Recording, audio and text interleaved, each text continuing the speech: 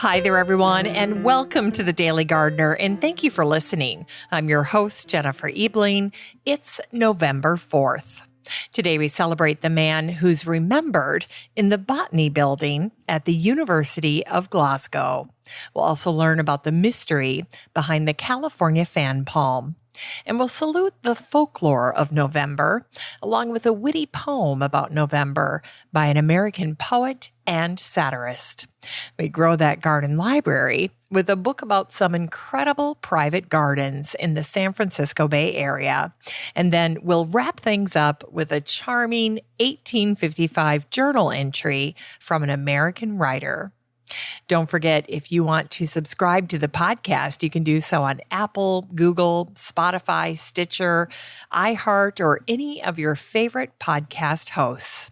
And to listen to the show while you're at home, all you have to do is ask Alexa or Google to play the latest episode of the Daily Gardener podcast. It's just that easy. Just a reminder, if you'd like to send out some gardener greetings, they'll start up next week.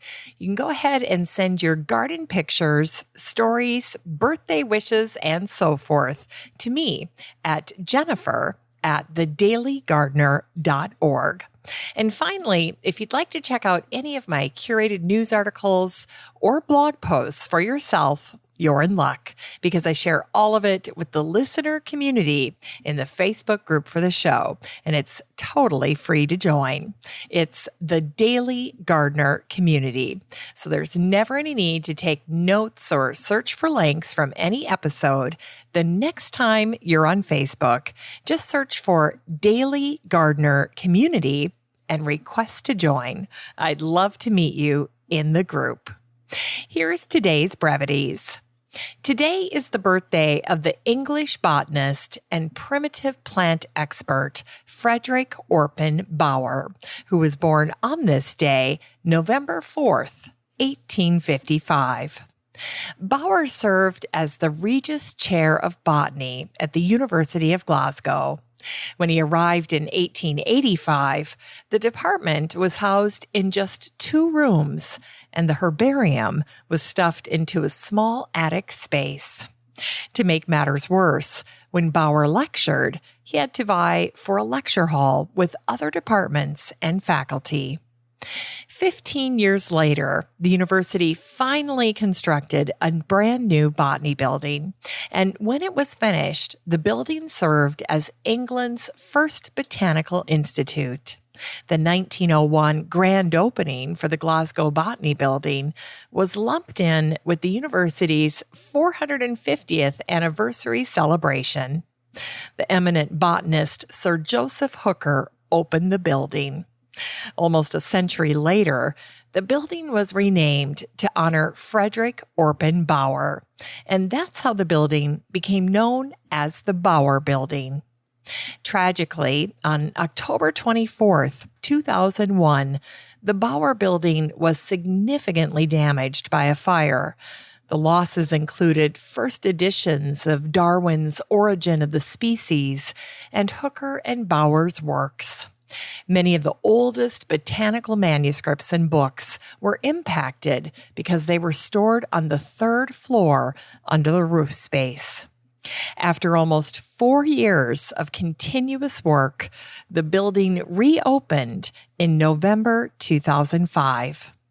The 2001 Bauer Building fire is a cautionary lesson for archivists and curators to digitally preserve our most precious historical artifacts before they are lost to time. And it was on this day, November 4th, 1984, that the Arizona Republic newspaper shared an article about the history of the native palm of Arizona, written by Vic Miller, a professor of agriculture at Arizona State University. The article starts this way. Yes, we do have a native palm. Seeds of it were collected in Arizona, taken to Belgium, and grown in a nursery, where it was observed and named by a German botanist, but it is not called the Arizona fan palm.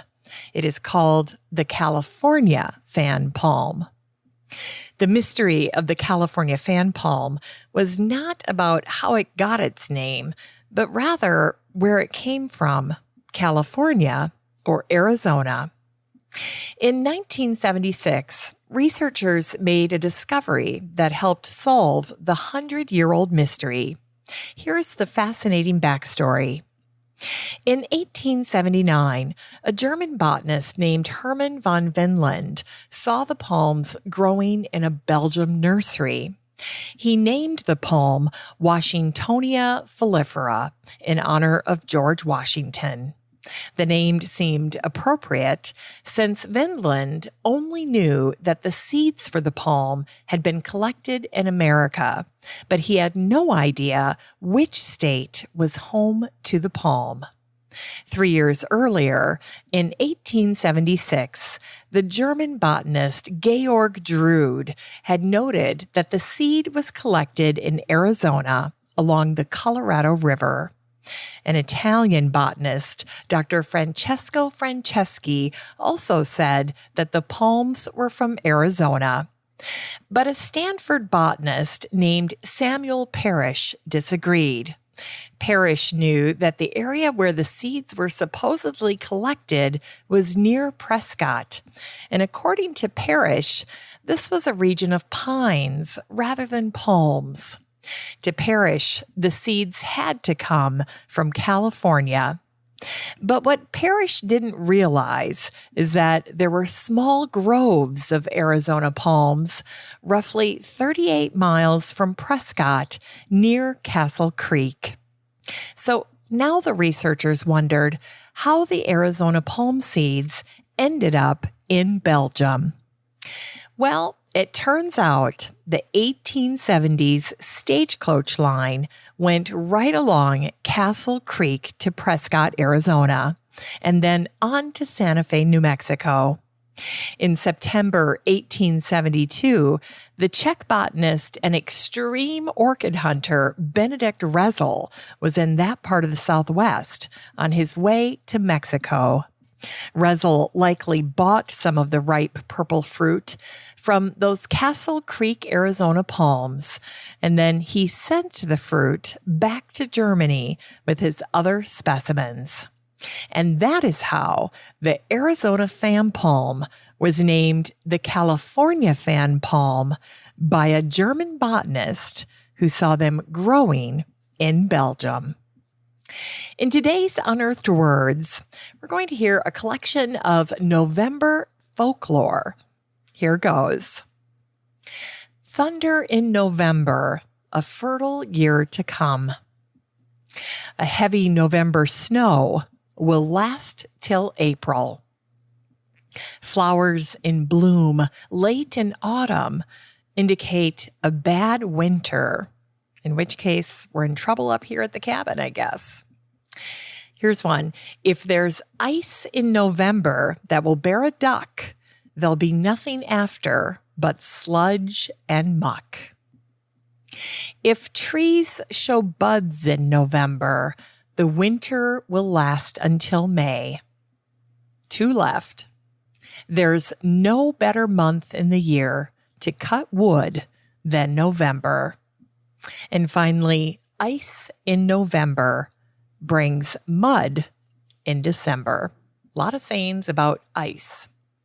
And here's a little poem about November from the American poet, writer, critic, and satirist Dorothy Parke. In May, my heart was breaking. Oh, wide the wound and deep. And bitter it beat at waking, and sore it split in sleep. And when it came November, I sought my heart and sighed. Poor thing, do you remember? What heart was that? It cried.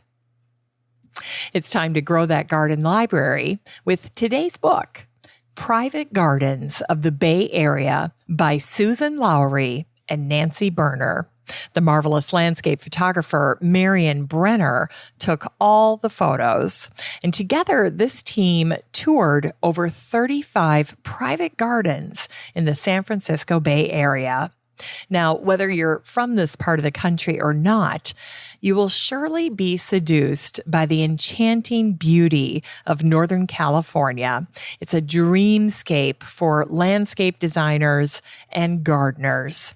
Susan and Nancy organize their book geographically. We get to follow along as they make their way from the San Francisco Peninsula to San Francisco, into Berkeley and Oakland, and then wrapping up in Napa, Sonoma, and Marin.